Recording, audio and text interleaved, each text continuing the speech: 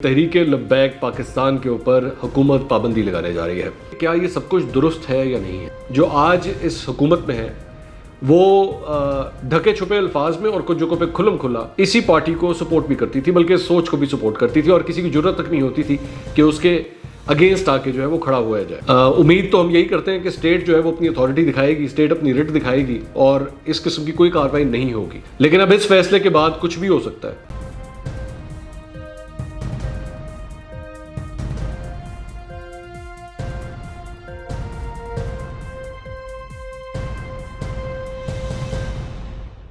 السلام علیکم ناظرین، میں ہوں منصور علی خان. اپنے یوٹیوب چینل کے اوپر آپ کو خوش آمدید کہوں گا. سب سے پہلے آپ سے درخواست کے چینل کو سبسکرائب کرنا مت بھولیے گا اور بیل آئیکن ضرور پریس کیجیے گا. ناظرین، شیخ رشید احمد صاحب نے اب سے کچھ دیر پہلے اس بات کا باقاعدہ اعلان کیا ہے کہ تحریک لبیک پاکستان کے اوپر حکومت پابندی لگانے جا رہی ہے. اس سلسلے میں سمری جو ہے وہ کابینہ میں پیش کی جائے گی اور کابینہ جو ہے اس کے بعد اس کی اپروول دے گی. لیکن ایک طے کر لیا گیا ہے مجموعی طور پر تمام سٹیک ہولڈرز کے ساتھ گفتگو کے بعد کہ تحریک لبیک پاکستان کے اوپر پابندی لگائی جائے گی. اچھا، اس سلسلے میں آپ کو پہلے ہی بتاؤں کہ کل ایک بڑی طویل نشست ہوئی تھی آرمی چیف کے درمیان، اور جس میں D G I S I اور وزیر اعظم اس کے اندر موجود تھے، اور بڑی طویل نشست کے بعد بالآخر جو ہے وہ آج یہ فیصلہ جو ہے وہ اب سامنے آیا ہے. اب میں نے ٹویٹر کے اوپر اس سلسلے میں ایک پول بھی ڈالا کہ لوگ اس کے اوپر کیا سمجھتے ہیں کہ کیا یہ درست ہے یا نہیں ہے. لیکن کئی لوگوں نے جو ہے وہ اس پہ کہا کہ یہ درست فیصلہ ہے، کچھ لوگوں نے کہا کہ نہیں یہ غلط فیصلہ ہے. لیکن اس کے لیے بہت ضروری یہ ہے کہ آپ پہلے یاد رکھیے کہ یہ فیصلہ اس پارٹی کو سیاست کرنے کی اجازت کس طرح ملی تھی. جب یہ پارٹی معرض وجود میں آئی تھی تو اس وقت یہ سوچ پائی جاتی تھی، اور مقتدر حلقوں میں یہ سوچ پائی جاتی تھی، کیونکہ میری اس وقت اس ٹاپک پہ بڑی ڈیٹیل سے ان سے بات ہوئی تھی، مجھے آج بھی وہ کنورسیشن یاد ہے. تو میں نے اس وقت ان سے سوال کیا تھا کہ جی اس قسم کے مائنڈ سیٹ کو جو ہے وہ آپ پاکستانی سیاست میں آنے کا موقع دے رہے ہیں، تو کیا یہ درست ہے؟ تو اس وقت مجھے بات کہی گئی تھی کہ ان کو قومی دھارے کے اندر لانا بہت ضروری ہے، کیونکہ ہم یہ سمجھتے ہیں کہ اگر یہ قومی دھارے میں آ جاتے ہیں، پاکستان کی سیاست کے اندر کوئی اثر و رسوخ ان کا ہوتا ہے، تو اس سے ہمیں فائدہ ہوگا. اس سے یہ ہوگا کہ ان کی مین سٹریمنگ ہو جائے گی. یہ لفظ جو ہے وہ بڑا استعمال کیا جاتا ہے، مین سٹریمنگ. تو اگر یہ نہیں آئیں گے اس قومی دھارے میں تو پھر یہ ہمارے لیے پرابلمس کریٹ کرتے رہیں گے. تو ظاہری بات ہے ہم نے تو نقطہ نظر لینا تھا، ہم نے اس وقت بحث تو کرنی نہیں تھی اس ٹاپک کے اوپر کہ کیا یہ فیصلہ درست ہے یا نہیں ہے. اس کے بعد آگے مطلب اور بھی کئی ایسے معاملات ہوئے جس میں فیض آباد کا دھرنا بھی ہے. اس وقت بھی سوال ہوا کہ ریاست کدھر تھی، ریاست نے آخر ان لوگوں کو روکا کیوں نہیں؟ انہوں نے چاہے لوگوں کی املاک ہوں، چاہے ان کا کوئی بھی ساز و سامان مال ہو، کسی کو آگ لگا دی، کسی کو لوٹ لیا، کوئی پوچھنے والا نہیں تھا. پولیس اہلکاروں کو زخمی کرنا، اسٹیٹ مشینری کا مطلب بیڑا غرق کر کے رکھ دیا گیا، لیکن کوئی پوچھنے والا نہیں تھا. تو سوال اس وقت بھی یہی ہوتا تھا کہ کیا یہ سب کچھ درست ہے یا نہیں ہے.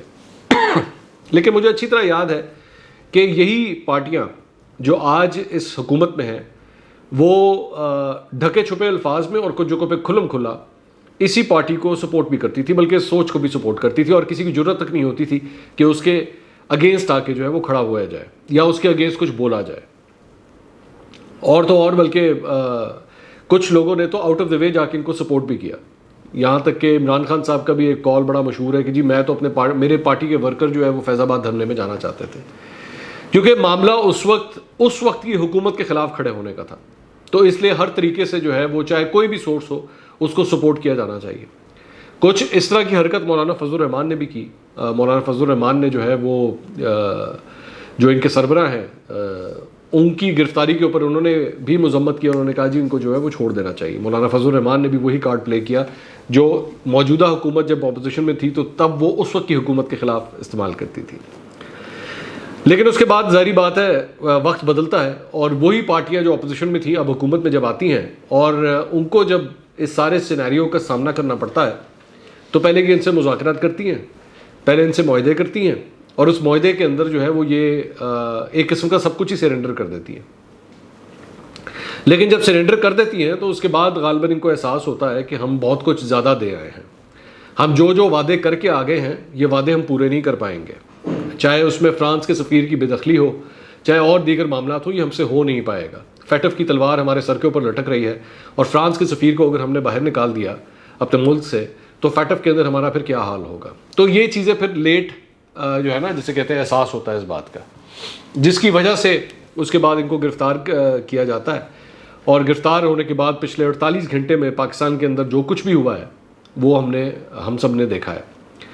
اس کے بعد اس دوران بڑے بڑے فنے خان جو اپوزیشن کے ساتھ لڑنے جھگڑنے میں تو بڑے ماہر ہوتے ہیں، لیکن جب معاملات یہاں پہ آئے کہ پاکستان کی سڑکوں کے اوپر جو ہے وہ کسی کو سمجھے بغیر کہ کوئی بزرگ ہے یا بیمار ہے، کسی کو بھی نہیں بخشا گیا، یہاں تک کہ آج جو ہے وہ لاہور کے ایک ہسپتال کے اندر بھی جو ہے وہ داخل ہونے کی کوشش کی گئی، بات یہاں تک آ چکی تھی۔ تو اس کے بعد اب فیصلہ کیا گیا کہ تحریک لبیک پاکستان کے اوپر جو ہے پابندی لگا دی جائے گی۔ اب میں ابھی سے آپ کو بتا دیتا ہوں کہ اس کے ریپریکاشنز کیا ہوں گے، کیونکہ اس کے لیے بھی تیار رہنا چاہیے۔ ظاہری بات ہے، اب آپ نے جب ایک پارٹی کے اوپر آپ پابندی لگائیں گے تو اس کے اندر غصہ اور اس کے اندر ملیٹنسی جو ہے وہ مزید اوپر آئے گی۔ امید تو ہم یہی کرتے ہیں کہ اسٹیٹ جو ہے وہ اپنی اتھارٹی دکھائے گی، اسٹیٹ اپنی رٹ دکھائے گی، اور اس قسم کی کوئی کارروائی نہیں ہوگی۔ لیکن اب اس فیصلے کے بعد کچھ بھی ہو سکتا ہے، ظاہری بات ہے، کیونکہ آپ نہیں جانتے کہ یہ سوچ کدھر کدھر پھیلی ہوئی ہے، اور یہ سوچ جو ہے وہ آپ کو کیا کیا کروانے پہ یا کرنے پہ مجبور کر دیتی ہے۔ اسٹیٹ نے تو ایکشن لینا تھا، لیکن اسٹیٹ بڑی دیر کے بعد جو ہے وہ حرکت میں آئی، بہرحال حرکت میں آ گئی جیسے بھی آئی۔ یہی شیخ رشید احمد صاحب جو ہیں بطور اپوزیشن لیڈر وہ اس تحریک لبیک پاکستان کو سپورٹ بھی کرتے رہے، یہی شیخ رشید احمد صاحب اسی تحریک لبیک پاکستان کے ساتھ جا کے معاہدے بھی کرتے رہے، اور اسی شیخ رشید احمد صاحب نے آج ان کے اوپر جو ہے وہ پابندی لگانے کا بھی اعلان کر دیا۔ اللہ ان کو اور ہدایت دے، اور اسی طرح جو ہے وہ کچھ نیک نام اپنے لیے کماتے رہیں۔ دوسری بات یہ کہ ایک اور بڑا امپورٹنٹ اسپیکٹ جو سارے میرے خیال میں یہاں پہ بھول رہے ہیں، وہ یہ ہے کہ سوال یہاں پیدا ہوتا ہے کہ تحریک لبیک پاکستان کو اس قومی دھارے میں لانے کا فیصلہ کس نے کیا تھا؟ وہ کون سی ایسی شخصیت تھی، وہ کون سی ایسی سوچ تھی، وہ کون سا ایسا مائنڈ سیٹ تھا جس نے فیصلہ کیا تھا کہ ان کو قومی دھارے کے اندر لایا جائے؟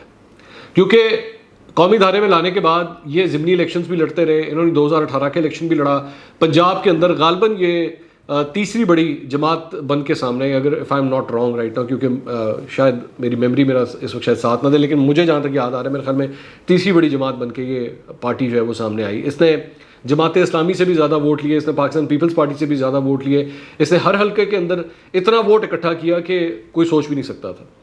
اب اس پارٹی کے اوپر جب آپ پابندی لگائیں گے تو اس کا ایک فال بیک ضرور آئے گا۔ اب اس کے لیے آپ کو تیار رہنے کی ضرورت ہے، اس کے لیے تمام سیکورٹی اداروں کو تیار رہنے کی ضرورت ہے کہ کیا کیا جا سکتا ہے، کیا کیا اس کے ریپریکاشنز ہو سکتے ہیں۔ دشمن ملک بھی اس کو استعمال کر سکتا ہے اس چیز کو، کیونکہ بڑے ایک کروشل موقع کے اوپر آپ نے یہ پابندی لگائی ہے۔ بہرحال اب یہ پابندی تو آپ نے لگا دی، اب تو آپ نے اس کا اعلان کر دیا، لیکن بہت سی اور چیزوں کو جو ہے وہ ریسرچ کرنے کی ضرورت ہے کہ آخر یہ اجازت دی کیوں گئی تھی، اور یہ کون سے ایسا مائنڈ سیٹ ہے جو ان لوگوں کو سیاست کے پہلے کرنے کی اجازت دے بھی دیتا ہے، اور اس کے بعد جب وہ سارا نقصانات ہو جاتے ہیں اتنے سالوں کے، جو اس وقت بھی کئی لوگوں نے مجھے یاد ہے کہ یہ کہا بھی تھا کہ یہ فیصلہ غلط ہے، ٹی این پی جیسی پارٹی کو جو ہے وہ قومی دھارے میں سیاست کے اندر انٹر ہونے کا فیصلہ ایک بہت غلط فیصلہ ہے، اس سے بہت نقصان ہوگا، لیکن اس وقت بات نہیں مانی گئی، اور بالآخر اب جا کے جو ہے یہ فیصلہ کیا گیا کہ نہیں، ان کے اوپر پابندی لگانا ہی وہ ہماری حکومت کے لیے اور ویسے بھی عام افراد کے لیے، عام پاکستانیوں کے لیے جو ہے